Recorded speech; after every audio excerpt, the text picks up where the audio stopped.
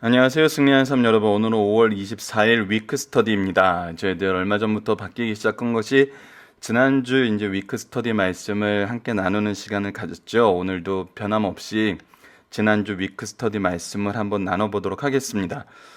지난주 위크 스터디 질문을 나누는 거죠. 예. 지난주는 요한복음 9장 24절로 11장 10절 말씀이었고 예수님이 증거되었을 때 나타난 반응에 대해서 나눠봅시다가 이제 저희들 오늘 지난주 위크 스터디에서 주중 말씀을 통해서 같이 묵상하자고 했던 겁니다. 그런데 여러분들 5장에서부터 이제 11장까지 10장까지 유대인들의 축일에 관한 내용이 저희들 쭉 진행됐어요. 예수님은 동일한 것을 얘기하고 계세요. 하나님과의 관계, 하나님이 보내신 거, 하나님이 증언하신 거, 즉 우리에게 올바른 거를 가르쳐주고 있거든요. 하지만 사람들은 자기에게 좋은 거에 따라서 예수님을 받아들이기도 하고 받아들이지 못하고 있었어요. 그래서 5장부터 이 반응에 대해서 한번 쭉 살펴보기 위해서 10장까지의 말씀을 하나씩 한번 정리해 놔 봤습니다. 먼저 예수님이 안식일 날 38년 된 병자를 고치신 거에 대해서는 요한복음 5장 16절로 18절에 그러므로 안식에 이런 일을 행한다 하여 유대인들이 예수를 박해하게 된죠. 오히려 안식일에 이적을 행한 것 때문에 박해했죠. 그리고 하나님이 일하시니 당신도 일하신다는 얘기, 예수님도 일하신다는 얘기 18절에서 유대인들이 이로 말미암아 더욱 예수를 죽이고자 하니 이는 안식일을 범할 뿐만 아니라 하나님을 자기의 친아버지자 하여 자기 아를 하나님과 동등으로 삼은지라. 자, 이 부분에 대해서는 저희들 9장에서 이제 반대되는 우리가 정말 속해야 되는 건 하나님의 자녀라는 그 개념으로까지 연결되는 걸 봤는데 어쨌거나 지금 현재는 자기네들의 기준으로 예수님을 재단하고 있어요. 그리고 6장 14절 15절 보면 그 사람들이 예수께서 행하신 이 표적을 말하되 이는 참으로 세상에 오실 그 선지자라 하더라. 이 오병이어의 기적을 보고 이제 예수님을 믿으면서 그 선지자라 그러죠. 근데 그 선지자란 개념도 어땠어요? 그러므로 예수께서 그들이 와서 자기를 억지로 붙들어 임금 삼으시는 줄 알고 다시 혼자 산으로 가시니라. 여전히 자기들의 기준으로 예수님을 보고 있기 때문에 예수님이 피하세요. 자, 환영하는 사람도 있고 환영하지 못하는 사람들도 있어요. 환영하지 못하는 사람들도 여기서 동일한 건 뭐냐면 자기 기준으로 봤을 때 안 된다고 생각하는 거예요. 그리고 환영하는 사람들도 우선은 지금 자기 기준 때문에 환영하는 거예요. 그거에 대해서 예수님이 생명의 떡이심을 영생을 받아야 된다고 얘기를 하자 그 기준을 하나님의 기준으로 바꾸자고 하자 요한복음 6장 60절에 어떤 사건이 나타나죠. 제자 중 여럿이 듣고 말하되 이 말씀이 어렵도다. 어려워해요. 누가 들을 수 있느냐 한데. 그리고 나서 결국은 어떻게 해서 66절 보면 그때부터 그의 제자 중 많은 사람이 떠나가고 다시 그와 함께 다니지 아니하더라. 예수님을 떠나게 돼요. 나의 기준을 무너뜨리지 못하면 예수님을 떠나는 것이 사람들의 반응이었어요. 하지만 제자 중에 시몬 베드로는 어떻게 대답하죠? 68절에 시몬 베드로가 대답하되 주여 영생의 말씀이 어떤 말씀이 영생의 말씀이 주께 있사오니 우리가 누구에게로 가오리까? 우리 그리스도인들이 바라는 건 바로 영생이거든요. 영생이란 거는 단순히 우리가 삶의 개념에서 영원히 산다라고 보면 안 돼요. 바로 하나님과의 동행이에요. 하나님과 다시 함께하는 삶을 얘기하는 거예요. 그래서 이거를 이제 현대 이 문학적인 장르에서 이 불멸의 존재 이런 개념으로 보시면 안 돼요. 하나님과 함께하느냐, 함께하지 못하느냐거든요. 그리고 나서 7장에서 이제 초막절 말씀 가운데서 어떤 일이 생기냐면 이제 다시 논쟁이 드러나요. 7장 40절로 41절 보면 이 말씀을 들은 무리 중에 어떤 사람은 이 사람이 참으로 그 선지자라 하며 어떤 사람은 그리스도라 하며 어떤 이들은 그리스도가 어찌 갈릴리에게서 나오겠느냐. 재밌는 건 뭐냐면 이제 더 이상 예수님의 말씀이 하나님의 권능이 있고 하나님의 능력이 있는 걸 더 이상 반박하지 못해요. 그러면서 어떤 일이 생기냐면 출신으로 이제 그 예수님의 진실성, 예수님이 옳은 것을 말씀하신 거에 대해서 예수님이 말씀하신 게 옳지 않다 이렇게 반론을 계속 펴고 있는데, 그 반론에 대해서 이제 성경적인 근거를 성경적인 근거, 뭐 갈릴리에서 나겠느냐, 이것도 이제 성경에서 이미 베들레헴에서 난다는 그 말씀의 기준이 있는 거지만 이 신학적인 의미에서는 더 이상 반론을 못 해요. 물론 이 부분에 대해서도 예수님은 베들레헴에서 태어나신 거 우리는 모든 걸 알죠. 그리고 이 사람들이 이때 갈릴리의 출신에 대해서 반론을 펼친 것도 조금만 확인하면 확인할 수 있는 것인데, 계속 이 반대 이론을 그냥 모함을 그냥 퍼뜨리는 거예요. 그래서 이것 때문에 우리가 못 믿는다는 근거가 되게 만들도록 예수님이 옳지 않다는 것을 증명하려고 이렇게 노력을 하는 거지, 예수님이 정말 이거 확인하면 그냥 나오는 거였잖아요. 그래서 예수님이 말씀하세요. 8장 46절에 너희 중에 나를 죄로 책잡겠느냐, 내가 진리를 말하는데도 예수님은 항상 진리를 말씀하셨어요. 어찌 나를 믿느냐, 믿지 아니하느냐. 그래서 진리를 말하는데도 믿지 아니하는 것이 바로 사람들의 반응이었어요. 더 나아가서 어떻게 되죠? 8장 59절에 보면 그들이 돌을 들어 치려 하거늘 예수께서 숨어 성전에서 나가시니라. 그냥 돌로 치려고까지 해요. 죽이려고 하는 거죠. 헤이트 크라임이에요. 그 죄가 보이지 않은데도 그냥 미운 거예요. 예수님께서 얘기하셨죠. 왜 미워하죠? 예수님이 빛이시기 때문에 미워해요. 자신들의 죄가 드러나기 때문에, 그들의 죄로 인해서 그들이 악하다고 얘기하고 계시기 때문에. 자, 이거에 대해서 이제 요한복음 9장으로 넘어가면 바리새인 중에 어떤 사람이 말하되 이제 태어나면부터 소경된 사람을 치료했어요. 그거에 대해서 바리새인 중에 어떤 사람이 말하되 이 사람이 안식일을 지키지 아니하니 하나님께로부터 온 자가 아니라 하며, 어떤 사람은 말하되 죄인으로서 어떻게 이러한 표적을 행하겠느냐 하여 그들 중에 분쟁이 있었더라. 자, 우리가 이제 안식일에 대해서는 너무나 많이 얘기해서 우리는 안식일에 왜 예수님이 이런 이적을 행하셨는지 이미 알고 있어요. 예수님은 안식일의 제정자로서 안식일의 잘못된 것을 고쳐주기 위해서 고쳐주셔야 될 의무가 있으셨죠. 그리고 예수님밖에 할 수 없는 일이었거든요, 이 일은. 그래서 우리에게 바른 하나님과의 교제의 회복을 위해서 이 안식일법을 하나님의 본법에 따라서 더 맞춰줬어요. 그래서 너희들이 인간의 법으로 사람의 법을 폐한다 얘기했던 것처럼 우리가 법리적인 차원에서 보면 하위법으로 상위법을 폐한 게 되는 거거든요. 그래서 그걸 고쳐주기 위해서 한 건데, 이 사람들은 그걸 자꾸 안식일을 어겼다 그러는 거예요. 그래서 분쟁이 일어나는 거예요. 자기네 기준을 가지고 분쟁이 일어나는 거지, 하나님의 기준으로 보면 예수님께서 뭐 하시는 분이에요? 진리를 선언하신 분이에요. 근데 계속 분쟁이 일어나요. 그리고 나서 이제 맹인되었던 자들에게, 우리 7장 보면은 예수님을 잡으라고 보낸 자들이 잡지 않아 오니까 우리 그들에게 저주하면서 얘기했던 것처럼 29장 24절에 이 맹인되었던 사람에게도 동일하게 얘기를 해요. 그들이 맹인이었던 사람을 두 번째 불러 이르되 너는 하나님께 영광을 돌리라. 우리는 이 사람이 죄인인 줄 아노라. 하나님께 영광을 돌리는 것은 이 사람들이 죄인이라는 걸 인정하는 거야. 우리를 협박을 하고 시작을 해요.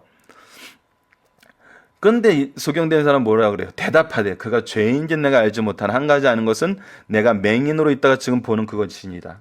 나는 당신들의 말하는 걸로 통해서 그분이 죄인지 아닌지 정죄할 수 없고 판단할 수 없으나 한 가지 일은 뭐를 안다는 거예요? 하나님의 일이 그분을 통해서는 일어났다는 거예요. 하나님이 보내신 자라는 거예요. 그리고 나서 놀라운 고백이 나오죠. 9장 36절에 대답하여 이르되 주여 그가 누구시니까 내가 믿고자 하나이다. 그를 향한 믿음이 드러나요. 자, 이제 10장으로 넘어가서 이제 이 10장 19절로 21절에 이 말씀으로 말미암아 유대인 중에 다시 분쟁이 일어나요. 아직 내 기준을 못 버리니까 계속 내 기준으로 어떻게든 끌어올려고 하는데 안 되는 거예요. 그 중에 많은 사람이 말하되 그가 귀신 들려 미쳤거늘 어찌하여 그 말을 듣느냐 하며, 이제 귀신 들렸다 그래요. 이제 그냥 감정적인 모함을 하는 거예요. 어떤 사람은 말하되 이 말은 귀신 들린 자의 말이 아니라 귀신이 맹인의 눈을 뜨게 할 수 있느니라 하더라. 하나님의 일을 하는데 어떻게 귀신의 일을 한다고 얘기하냐는 거예요. 자, 10장 31절과 41절, 42절 이제 상반된 또 반응이 나옵니다. 유대인들이 다시 돌을 들어 치려 하거늘 하면서, 유대인들은 돌을 치려 하지만 세례 요한이 세례를 베풀던 그곳에 갔을 때는 어떻게 해요? 많은 사람이 왔다가 말하되 요한은 아무 표적도 행하지 아니하였으니 요한이 이 사람을 가리켜 말한 것은 다 참이라. 요한의 증언이 참인 걸 우리가 이제 예수님을 보고 확인하였노라. 그래서 어떻게 돼요? 믿게 되었느니라요.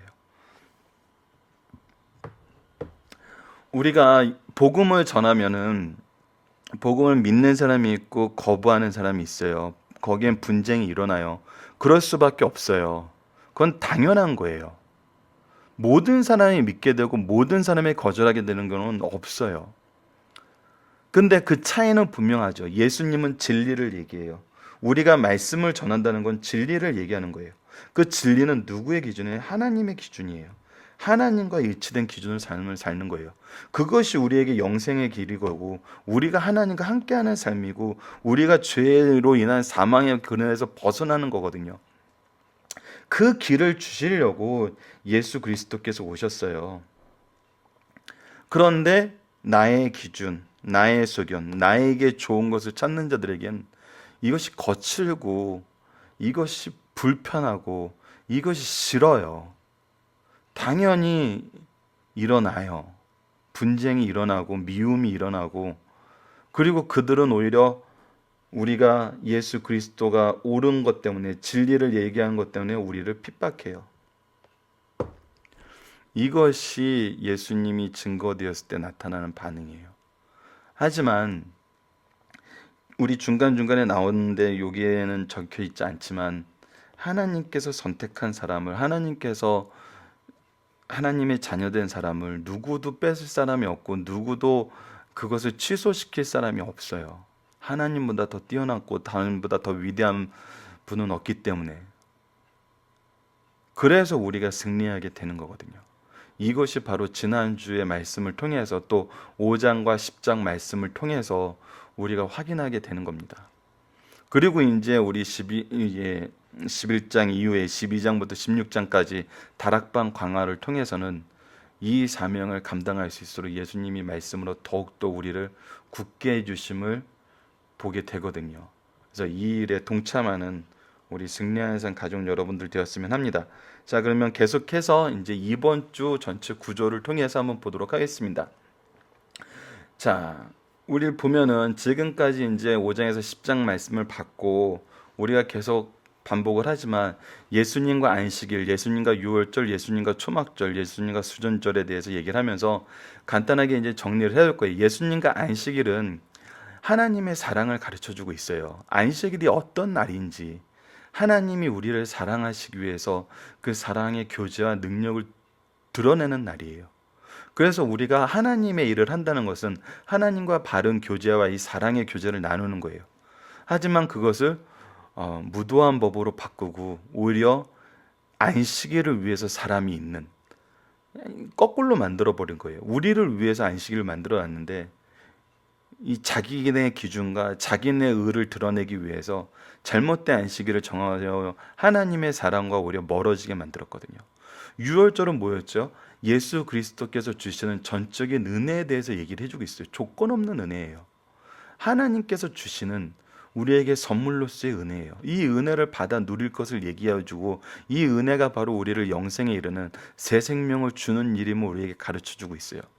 자, 초막절에서는 우리의 광야 시절을 기억하게 해요. 하나님께서 우리에게 율법을 통해서 죄를 깨닫게 하시고 성막제도를 통해서 우리의 대속을 가르쳐 주시고 하늘에서 매출하게 한 만나를 통해서 우리를 채우시면서 광야에서 샘물을 주셔서 우리의 목마름을 채워주시고 생명의 소성자 되시고 구름기둥과 불기둥으로 우리를 인도했던 것처럼 빛이 되신 예수님을 가르쳐 주시고 그리고 마지막에 예수님을 통해서 우리가 새 나라로 가는 것처럼 가나안에 들어가는 그 일을 기억하기 위해서 주셨던 초막절을 우리로 하여금 다시 한번 예수님의 말씀과 예수님의 기준으로 이 초막절을 통해서 예수님을 발견하게 하는 거거든요. 예수님을 믿게 하는 그 일이었어요.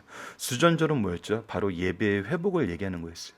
예수님을 통해서만이 바르게 하나님과의 교제가 회복되고 하나님과 함께 할 수 있는 삶을 살 수 있어요.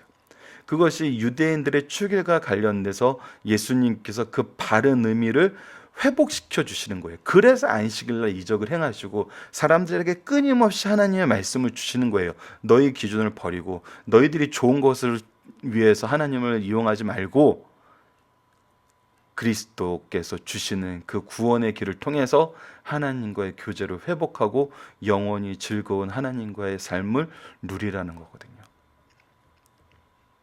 우리가 영생하니까 영생이 어떤 정말 하는 단회적인 한 가지 이렇게 선물로 보시면 안 돼요. 온전한 하나님과의 회복을 통해서 처음 창조 때 우리에게 주시고 계획하셨던 모든 것이 이루시는 하나님의 공의와 또 그 약속의 변치 않음과 사랑의 충만함이 나타나는 거거든요.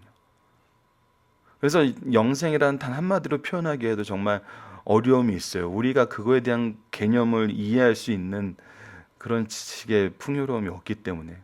하지만 우리가 말씀 통해서는 이 은혜를 더 강하게 느낄 수 있죠. 자, 그래서 이제 11장 말씀으로 넘어갑니다.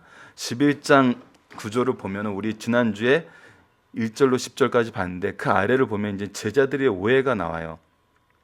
왜 예수님이 올라가시는지 몰라요. 자, 빛이 되신 예수님께서 이 재밌는 게 이제 9장하고 연결이 돼요. 9장을 보면은 소경을 고치신 사건을 통해서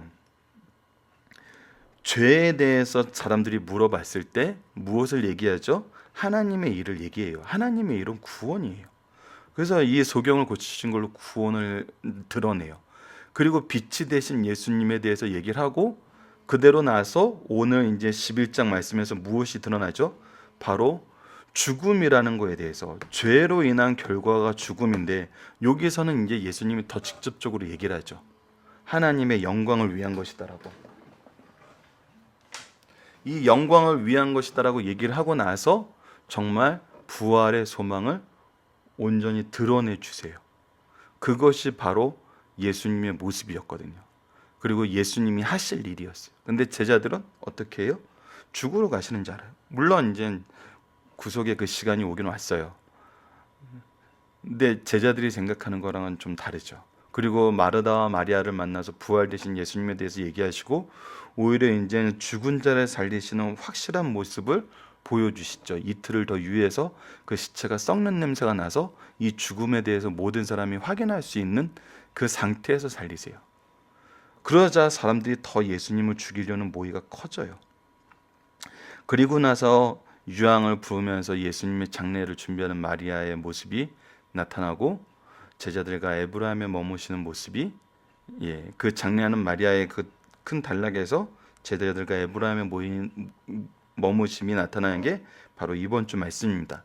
그래서 이번 주 이제 내용을 보면 제자들의 오해와 마르다와 마리아를 만난 것과 나사로를 무덤에 살리신 예수님과 인간의 범죄도 하나님의 뜻을 성취하는 데 쓰인다는 교훈을 주시고 제자들과 에브라임의 머무심이 바로 이번 주 저희가 월, 화, 수, 목, 금 나눌 말씀이고 우리가 함께 이제 이번 주 말씀을 통해서 묵상할 부분은 예수님이 무엇을 향해 가고 계시며 그 이유와 방법이 무엇인지를 우리가 생각해 보는 거예요. 자, 오늘은 위크 스터디는 이것으로 마치도록 하겠습니다. 감사합니다.